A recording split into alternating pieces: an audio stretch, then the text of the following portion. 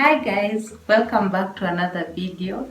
If you're new here, my name is Faith. I'm a registered nurse, and on this channel I talk more about nursing and general leveling up, especially for those nurses who want to relocate from their country to the US to work as nurses. This is the channel for you. So guys, welcome to this video, and I want to appreciate you guys because right now we are at 199 subscribers, and from the bottom of my heart, thank you for that. So if you are new here, please don't forget to subscribe. Let's get to 200 and more, up to 1,000 plus, and let's create this community. So if you like this video, please go ahead and subscribe, and also don't forget to hit the like button so that this video can be shared by YouTube to other videos. So today we are going to talk about visa application for South Africa, for those ones who want to go to South Africa for their NCLEX. That's what we'll be talking about today. So let's just get right into it.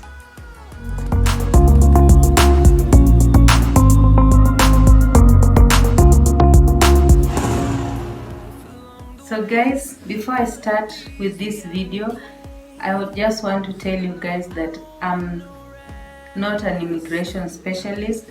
I'm just telling you this according to my research and according to my experience, the way I traveled to South Africa for my NCLEX. So just so you know, if you are not in Kenya or in your specific countries, please also visit their embassies so that you know exactly what they need.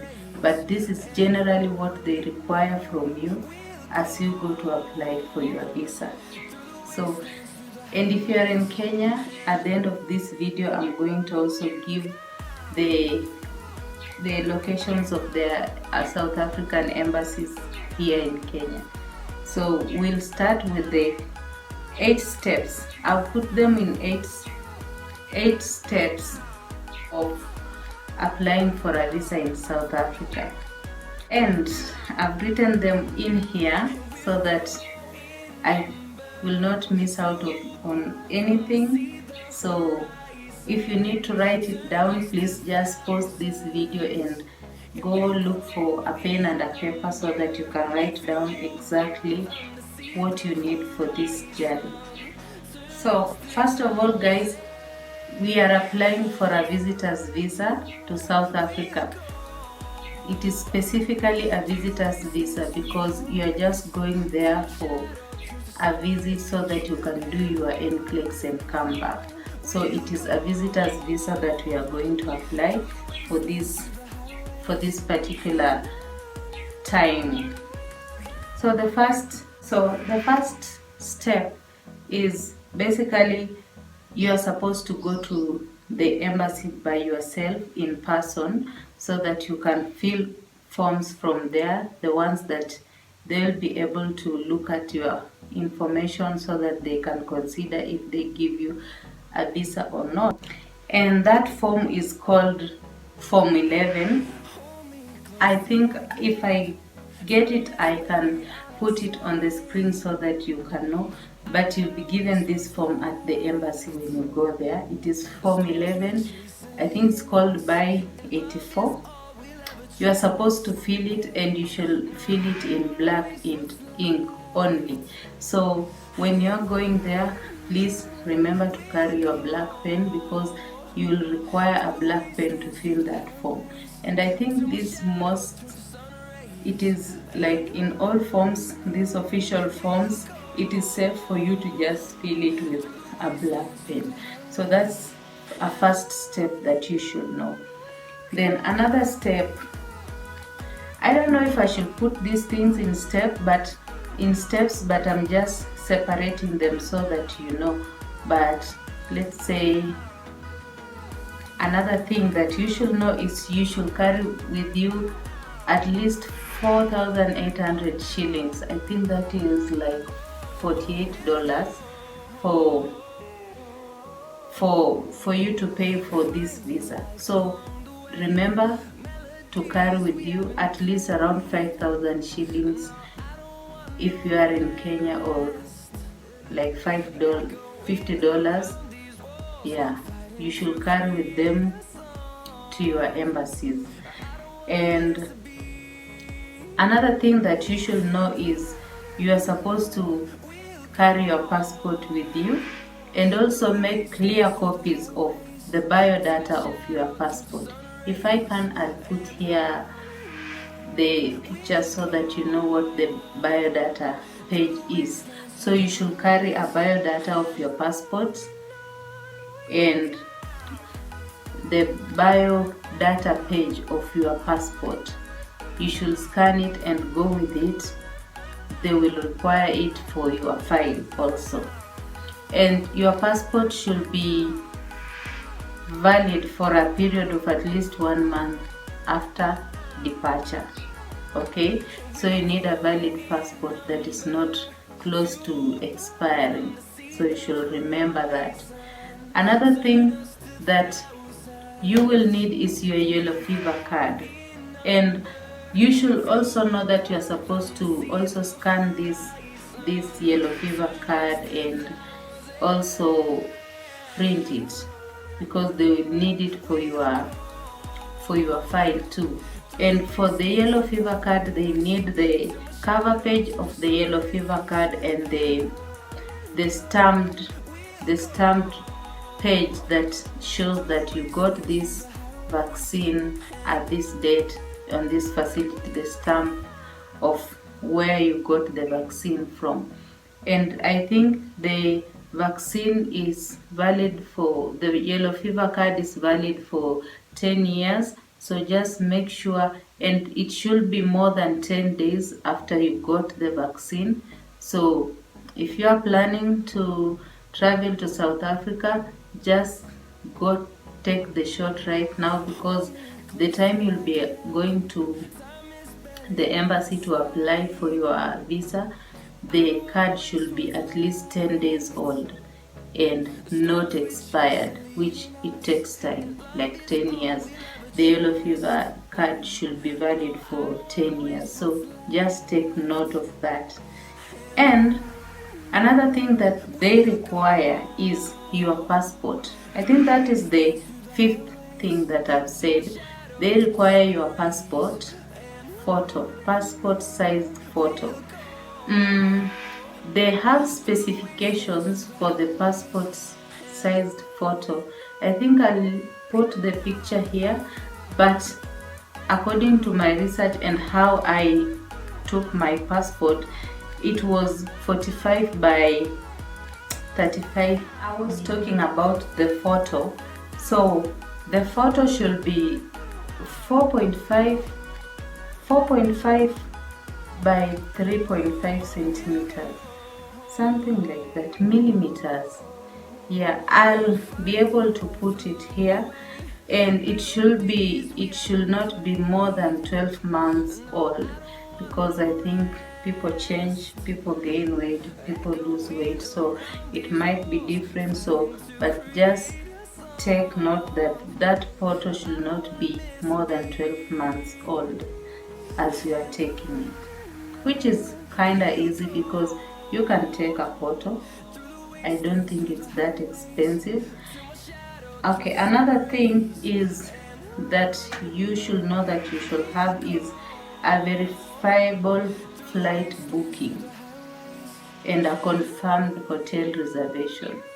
So if you are supposed to book your flights and also book a hotel, and just go with those receipts to make sure to show them that these ones are booked, this is where I'm going to stay, and this is the flight that I'm coming back to my country with. Yeah, I think they do that just to make sure you're not going to, like, you're not faking this visa and go to stay there illegally. Yeah, so you should know that if you're not going to stay in a hotel, and maybe you're going to stay with a person, that person should write you an invitation letter. they should write an invitation letter. They'll send you that invitation letter to your country, and then you go with that to the embassy. So you will show the embassy your return flight ticket and an invitation letter from the person who will be hosting you. And in this, most of the time, it is just a hotel, so you should be able to show that. Another thing that you need to know is you have to have a confirmation of employment letter from your employer. Okay, I know if you are in the process of relocating to the US, most of you are working, and now you have to have a letter from your employer, and it should be stating that you are their employee, and they must include the full names of the employer and approved signatures or signatures from the approved signatory, and physical address and phone number of the employer. So remember that when you are going to your employer for them to write for you a letter, they must include their full name, a signature from the signatory that is appointed by your employer, and their physical address and their contact, okay, their phone numbers. You should take note of that. And another thing that you guys should remember is you must submit your current 3 months payslip or original bank statements that is stamped by your certified bank. So you should go to the bank and check your bank statements for 3 months, the very recent 3 months, or your recent pay slips. So in my case, I took a bank statement, maybe 3 days to the day that I went to the embassy. From that 3 days backwards up to 3 months, I went to the bank and I asked for my bank statements, and they stamped it with the bank stamp. Okay, so just remember that, because when I was there, I remember there was this lady who just came with three bank statements, and they were way like 3 months back.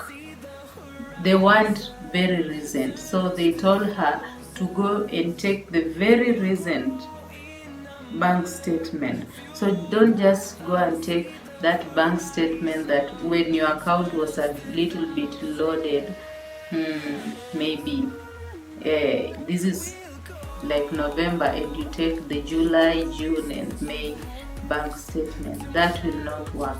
And on their embassy site, they also specify that the High Commissioner will not accept an online bank statement. So you must go to the bank and they stamp it.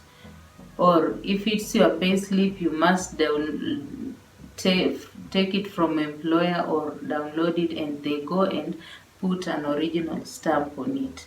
And just remember this, that when you are going with that bank statement, please ensure that at least it has, like currently it has at least 30,000 Kenyan shillings. That is around $300, that you have that in your account, so that they know that you'll be able to support yourself for that a little period of time that you are going to South Africa and back. So just remember that. Don't take an empty bank statement to them with zeros. They won't accept. So remember that. Another thing that you should remember, please bear with me because it's a little bit raining outside and you might hear some noises, but it's okay. I think you can hear me. Another thing that you you must carry with you a statement. I'll have to read this because I wrote a long statement. Is a statement or a letter of by applicant confirming the purpose and duration of the visit.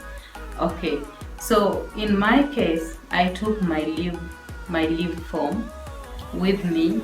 I don't think that is really required, but my agency had a letter that they had attached to my documents that I went with it. They were stating that they are sending me there for an exam. And also my ATT, the ATT that they send you on your email, you can print that, and it's not the ATT but the, before you go for your exam, Pearson VUE will have sent you several things, the ATT, and also something confirming that you'll be taking an exam at this date at this place. Okay, so that is, I think, proof enough. You have to just download it and print it in colored form and go with it. That is, I think, proof enough that it shows the purpose of what you are going to do in South Africa. So I think that's good. Now the eighth thing that you're supposed to remember is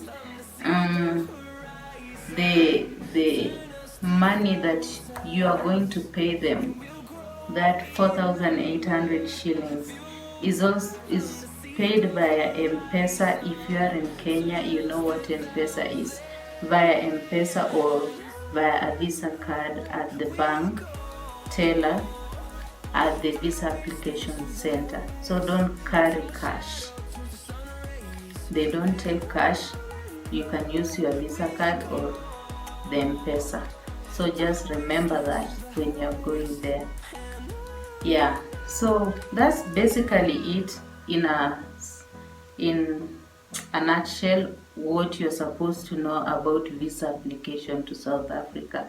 Something that I want to remind you guys is, with our embassy here in Kenya, don't forget to carry your ID also. As much as you are going with your passport, don't forget to carry your ID, because they require your ID. You leave it at the entrance before you go up, and you pick it on the exit. So I think they don't allow you to enter the building without your national ID card. I don't know for other countries what you use, but just take note of that. So I think I've gone through at least everything that you guys should know about visa application in South Africa, and I just want to give you guys in Kenya where the exact location where the South African embassy is in Kenya. It is in two cities, that's Nairobi and Mombasa. So whichever is near you, you'll go and apply it from there. In Nairobi, it is in 5th floor Parkfield building, Mutangari Drive, off Wayaki Way, opposite Safaricom House. So if you just Google South African Embassy in Kenya, you will see it. But I'll be writing that here on the screen or somewhere. And also in Mombasa, it is at Shital Plaza ground floor. I think I pronounced that well. At Modern Mohammed Road off Moi Avenue, near Uhuru Gardens. I'll be writing them here so that you know the exact spelling. Yeah, those are the exact locations where you can get this embassy from. I thought I will put a video of my journey to South Africa. I re-edited it and put it up first before this, so that to get you guys in the mood of watching this video. So if you haven't watched it, it is popping up here, so you can please go and watch my journey to South Africa. I was so nervous. My heart was pumping like crazy the whole time, but yeah, we made it there and we came back and we thank God.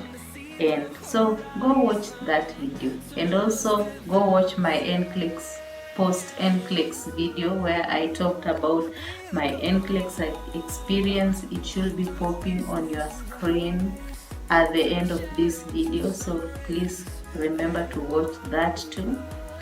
Yeah, I think I've given you an overview of what you should know, you should have when you go to apply for your visitor's visa for your NCLEX in South Africa.